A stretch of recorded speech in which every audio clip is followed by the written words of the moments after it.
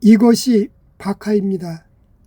11월인 지금까지도 이렇게 예쁜 꽃을 피우고 있는 박하는 생명력이 강한 꿀풀과의 열애살이 풀로 향기가 좋은 허브 식물 중 하나입니다. 예로부터 박하는 봄철에는 주로 나물로 먹고 여름부터 11월까지는 한방약재로 활용해 왔습니다.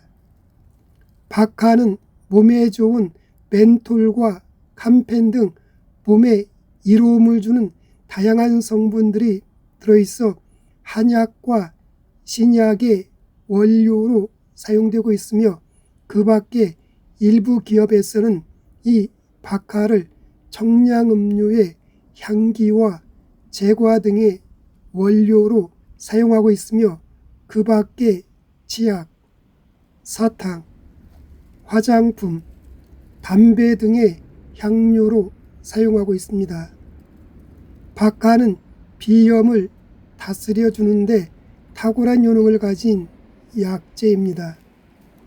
비염은 콧물, 코막힘, 재채기의 원인인데 그대로 방치하게 되면 코막힘이 심해져 구강호흡이 습관화되면서 아래턱이 커지는 얼굴 변형이 발생할 수 있습니다. 비염에 좋은 박하를 차로 마시면 멘톨 향이 코를 시원하게 뻥 뚫어주고 항염증에 작용이 있어 콧속염증을 개선해 비염 증상을 다스리는 데 도움이 됩니다.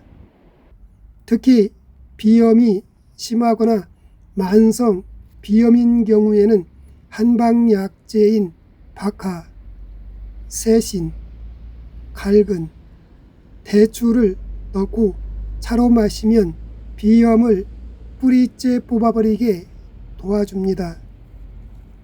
비염에 좋은 한방차 만드는 방법은 먼저 박하 12g에 새신 10g, 갈근 10g, 말린 대추 12개를 준비한 다음 먼저 용기에 새신과 갈근, 대추를 넣은 다음 물 8컵을 붓고 1시간 정도 끓인 다음 마지막으로 박하를 넣고 10분간 더 끓여줍니다.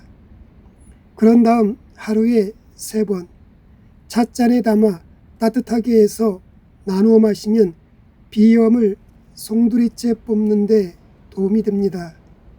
박하의 대표적인 성분인 멘톨 성분은 염증을 완화해주는 효능이 있어 기관지염과 인후염, 편도선염 등의 염증 증상을 가라앉혀주고 폐를 튼튼하게 해줍니다.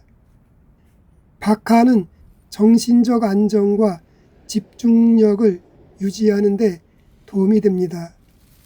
특히 박하에 들어있는 멘톨 성분은 뇌를 자극하면서도 안정감을 주기 때문에 긴장이 완화되면서 마음이 편안해지고 스트레스가 해소되며 기분을 상쾌하게 전환시켜줍니다.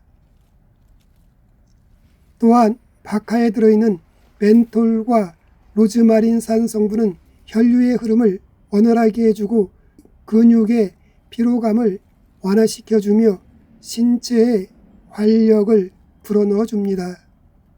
그래서 목욕할 때 박하잎 한 주먹 정도를 입욕제로 사용하면 피로회복 및 근육통을 완화시키는 데 도움이 됩니다.